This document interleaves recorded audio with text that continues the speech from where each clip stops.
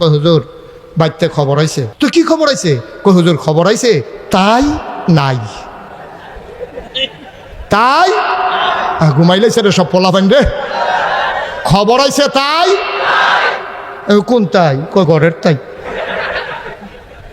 আমি কই অ্যাকাউন্ট কার নামে? কয় তার নামে। আমি কই তো তার নামে অ্যাকাউন্ট করছো কি? কয় ফার্ম দিছে অনেক আগে দিয়া। আমার মনে আছে আমি প্রথম হজে গেছি 2000 সালে। কয় হাজার সালে?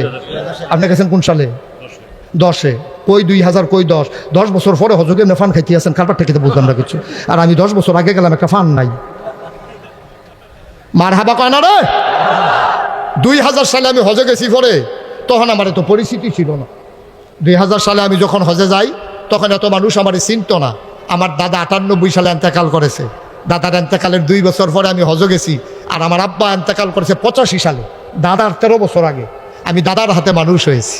আমি হজে যাওয়ার পরে তখন এইরকম অবকাঠামো মক্কায় ছিল না। সামান্য কিছু হাতে গোনা লোক ছিল বাংলাদেশের। তো ফলাফাইনে তখন এই মোবাইল টোবাইলও ছিল না। এই যখন আমি হজে গেছি ফলাফাইনে আমারে করছে কি, এই শুনছে আমি হজে গেছি, কেমনে কেমনে আমার খুঁজা বার করছে।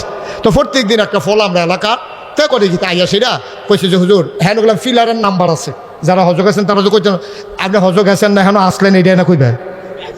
মার হাবা কয় না। ফিলারের নাম্বার আছে। তো এখন ভুললে যাইতো আপনার রাস্তাঘাট মনে হয় না, পুরো খোলা জায়গা। তো ফিলারের নাম্বার আবার মুখস্থ করিয়া আমার কইছে যে হুজুর প্রত্যেক দিন আপনি আসরের পরে এই ফিলারের নিচাইয়া দাঁড়াইবেন, আমি হেন থাম, আপনার যেটা লাগে আমি আসছি। তো আমি তো প্রত্যেক দিন যাই, তো আমার ব্রুস্ট খাওয়ায়, মেসফালা নিয়ে মজার মজার খানা খাওয়ায়, কেসকি মাছ খাওয়ায়। আমি কি আপনারা এই দেশও কিতা কয় লতি বেড়াই আছে না হুদা কেসকি মাছ লতি বেড়াইয়া হুটকি দিয়া পাওয়া যায়। তো আমি কইতে মাসাল্লাহ সব দিয়ে একরকমে কহ হুজুর সব আইয়ে।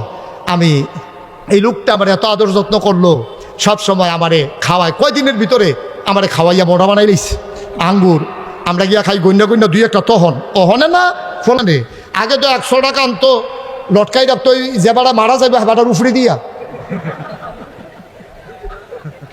ফলাফানে এই চাইয়া থাকতো আঙ্গুরের বাইরে, ফলাফানের সাবার ঠেলা আঙ্গুরটি ফোড় হইয়া যাইতো গা। যে মুঠা বুট করে আঙ্গুর খাইবা, এই দিন আগে আসিল না। এই বাজারও মরার আগে দিয়ে আবার জিগেছে কি খাইতেন মনটা কয়, তারপরে কানে কানে কইছে আঙ্গুর। এই আঙ্গুর কইছে পরে এই গ্যাসের নীলকুঠি নাই, গ্যাসে বৈরব নাই, ওই বৈরব মোরসার ভিতরে যে ফলের দোকান দি হ্যাঁ নো পুরা গুড়া দিয়া লেছে আঙ্গুর নাই। একবার সিফারতে বার করে হোড়ো হয়ে রইছে, কয় এই দিয়ে আছে, কয় রে দাও কোনো মতে সিফার দিয়ে আবার রুডা কুদুর দিয়া দেয় মরণের আগে দিয়া।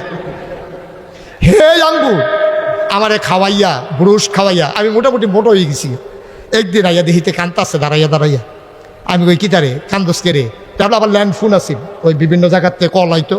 তো আমি যখন গেছি পরে জিগে দেখি কান্দে। আমি কই কিতা কান্দো কেন? কই হুজুর বাইতে খবর হয়েছে। তো আমি খবর হইন না, আমি কি তোমার আব্বার কি কোনো সমস্যা, মারা গেছে? কই না হুজুর আব্বাস। তো তোমার মা? কই হুজুর মাও আছে। তো কি খবর হয়েছে? কই হুজুর খবর হয়েছে তাই নাই। তাই ঘুমাইলেছে রে সব পোলাপান রে।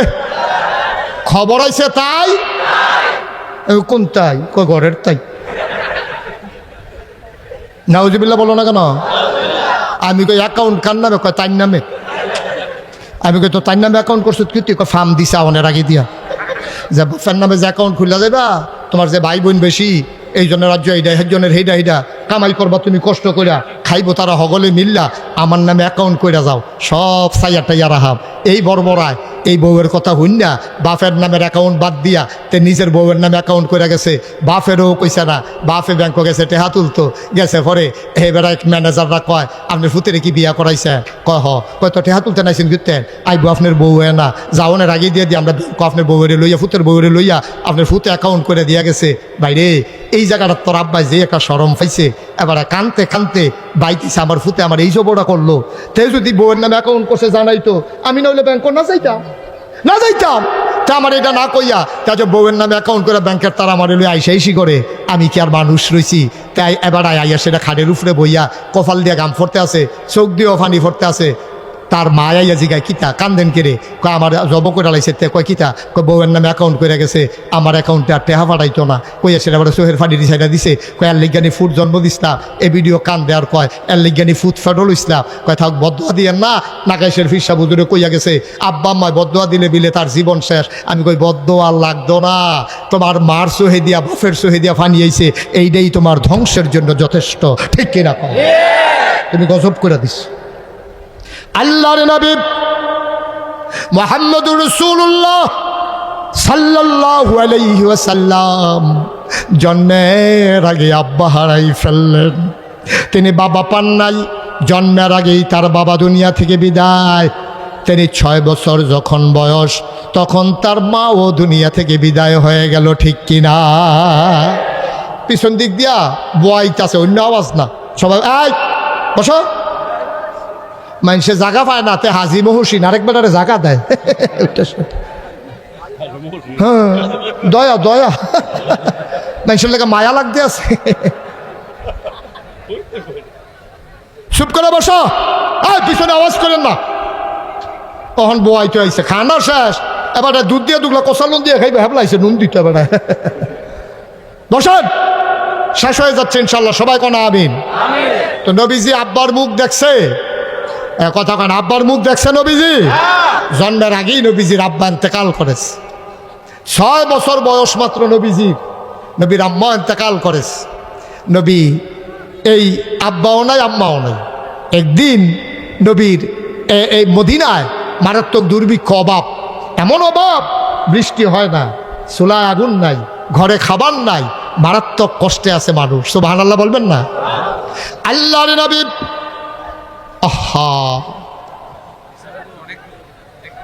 ভাই এখন আর বসাইয়া লাভ নাই, ক্ষতি করেন না, মাহফিলের আওয়াজ করেন না, যে যেমনি পারে শুনুক। সবাই কোন আমিন, জোরে কোন আমিন। জি, একটু একটু একটু খেয়াল করে শুনেন ভাই, আপনি জোর করে বসাই দিয়ে মাহফিলের ক্ষতি করতেছেন। সবাই কোন আমিন। তো মক্কায় আর মদিনায় মারাত্মক দুর্ভিক্ষ, অভাব, ফসল মরে গেছে, খেজুর হয় নাই, উটগুলো মরে যাচ্ছে গরমে, বৃষ্টি হয় না, পানি নাই, চুলাগুলাতে আগুন জ্বলে না, বাচ্চাদের মায়ের বুকের দুধ শুকাই গেছে, বাচ্চারা পর্যন্ত মায়ের বুকে দুধ পায় না। পুরা মদিনায় হাহাকার পড়ে গেছে, দুর্ভিক্ষে মানুষ মারা যাচ্ছে।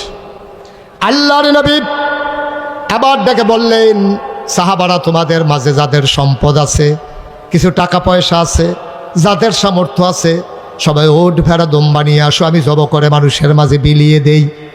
একটা ওট জবে করা হলো, গোশতের ভাগ বসানো হলো, লম্বা লাইন পড়ে গেল মানুষের।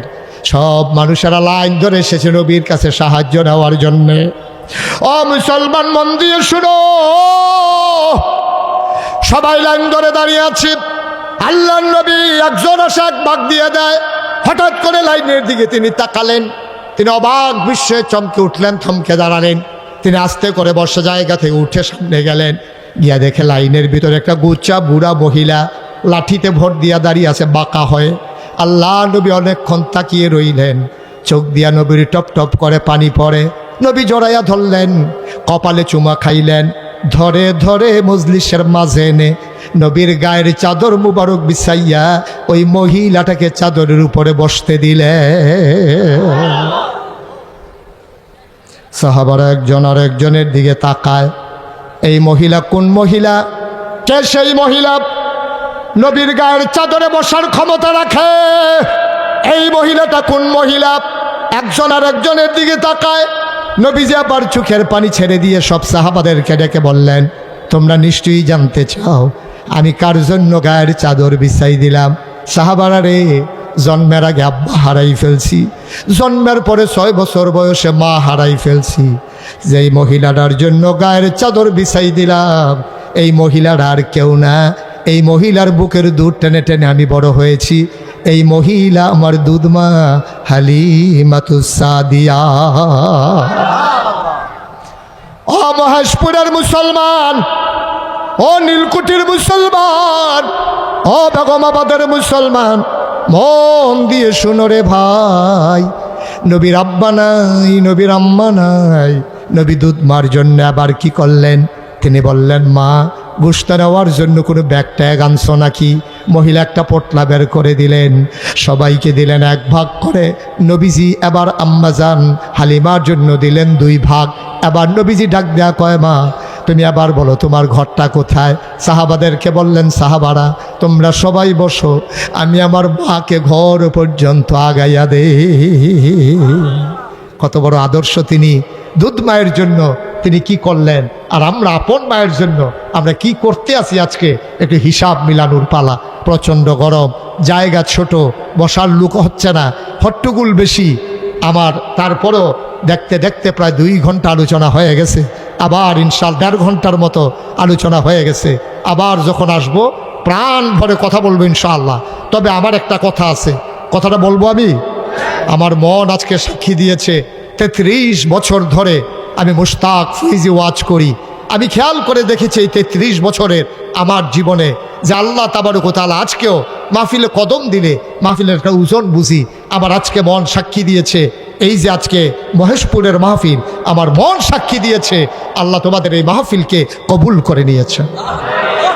এই কবুল হওয়া মাহফিলটাতে পরিবর্তিত বাংলাদেশে সবাই মিলে আমরা একটু তওবা করার দরকার আছে নাকি নাই? আমরা এতক্ষণ আমি কাউকে কিচ্ছু বলি নাই। যদি মনে করেন আপনি, আপনার বিবেক যদি মনে করে যে হ্যাঁ আমি ইচ্ছা করলে বসে যেতে পারি, তাইলে একটু 1 মিনিটের জন্য সবাই বসেন, আমরা এখন একটু তওবা করব। সবাই পড়েন, যারা পারেন, যে যেখানে আছেন আমার কলিজার টুকরা যুবকেরা, একটা লুকো দাঁড়াই থাকবা না। আমার মুরব্বী বাবারা, আমার কলিজার টুকরা যুবকেরা, 1 মিনিটের জন্য আমি বসতে বলছি। 1 মিনিটের জন্য বসো, প্রয়োজনে আবার দাঁড়াই যাইও। সবাই 1 মিনিটের জন্য আমি বসতে বলছি। আমি দোয়া করে দেব, প্রাণ উজাড় করে। দোয়াটা না করে আমরা কেউ যাওয়া ঠিক হবে না। সবাই আমার সাথে পড়েন, আউযু বিল্লাহি মিনাশ শাইতানির রাজিম। সবাই একটু বসে পড়ুন, একটু বসে পড়ুন। তওবা করবো আমরা, আল্লাহর কাছে মাফ চাইবো। একটা পরিবেশ করতে মন চায় না? সবাই পড়েন, আউযু বিল্লাহি মিনাশ শাইতানির রাজিম, বিসমিল্লাহির রহমানির রহিম। আমরা এখন তওবা করব কার কাছে? কথা বলেন, কার কাছে? মাফ করে দেওয়ার ক্ষমতা কার? আল্লাহর দরবারে আমরা সরাসরি হাজিরা দিতেছি। এই হাজিরা দেওয়াটা খালি হাতে আমার কাছে মোটেও ভালো লাগে না। এই জায়গায় হাজী সাহেব অনেক কষ্ট করে একটা মাদ্রাসার সূচনা করেছে। ঘরটা উঠেছে, খুঁটি দিয়া, টিনের বেড়া দিয়া, টিনের পালা দিয়া, এই সিমেন্টের পালা দিয়া, টিনের বেড়া দিয়া, টিনের চাল দিয়া এখানে কোনো মতে একটা মাদ্রাসা তৈরি করা হয়েছে। হ্যাবসখানা ইনশাল্লাহ তৈরি করা হবে। এখানকার ছেলেরা বাড়িতে গরম ভাত খাইয়া আইসা এখানে ইনশাআল্লাহ তারা হাফেজে কোরআন হবে। যে হাফেজ সাহেব ইচ্ছে করলে 1-10 জনকে সুপারিশ করে করে জান্নাতে নিয়ে যেতে পারবে। সুবহানাল্লাহ বলবেন না? দয়া করে হাঁটাহাঁটি করেন না। এখন আমরা সবাই মিলে তওবা করব। তওবার আগে আমার একটা আবদার, আপনারা এখানে যারা আছেন, আমি আবদার করতেছি সবাই মিলে, একটা লোক আমরা খালি যাব না। 1000, 500, 100, 200, 10, 20, 50 পারলে দেবেন, না পারলে নাই, কোনো জোরাজুরি নাই। দয়া করে কেউ উঠেন না, একটা লোক উঠেন না। আমার যুবকেরা আসতেছে, এই মাহফিলের কর্তৃপক্ষ, ভলান্টিয়ার যারা, তারা আসবে। দয়া করে বিসমিল্লাহ বলে আপনার পকেটে আপনি হাত দেন। 1000 টাকা, 5000 টাকা, আপনি গরিব হবেন না। ছেলেরা ভিতরে ঢুকো, মাহফিল কমিটির যারা আছো তোমরা ভিতরে যাও। আর আমি একটা আবদার করি, এই প্যান্ডেলটার ভিতরে কেউ আছেন যে হুজুর সবাই মিলে 100, 200, 10, 20 দেবে? আমি ইনশাল্লাহ হুজুর আমার আব্বার নামে, আমার আম্মার নামে হুজুর আমি 5000 টাকা দিতে চাই। পারবেন একজন? পরে দিয়ে আপনি সুবিধা মতো দিয়েন। মাশাল্লাহ। দাঁড়াও, কি নাম তোমার? হাবিবুর রহমান। এই গ্রামে বাড়ি? পাচানি। একানি কম, ছয়ানির তো একানি কম, এটা মনে রাখেন। পাচানি, হ্যাঁ পাচানি। আমার কলিজার টুকরা যুবক হাবিবুর রহমান, উনি দেবেন 5000 টাকা। বলেন মারহাবা। ছেলেরা গেছে ভিতরে, আপনারা বিসমিল্লাহ বলে পকেটে হাত দেন। 5000 টাকা আমার হাবিবুর রহমান দিয়েছে। এই প্যান্ডেলটার ভিতরে একটা লোক দরকার যে হুজুর আমি ইনশাআল্লাহ পরবর্তীতে 10,000 টাকা দিয়ে দেব। আছেন একজন? 10,000 টাকা দেওয়ার মতো?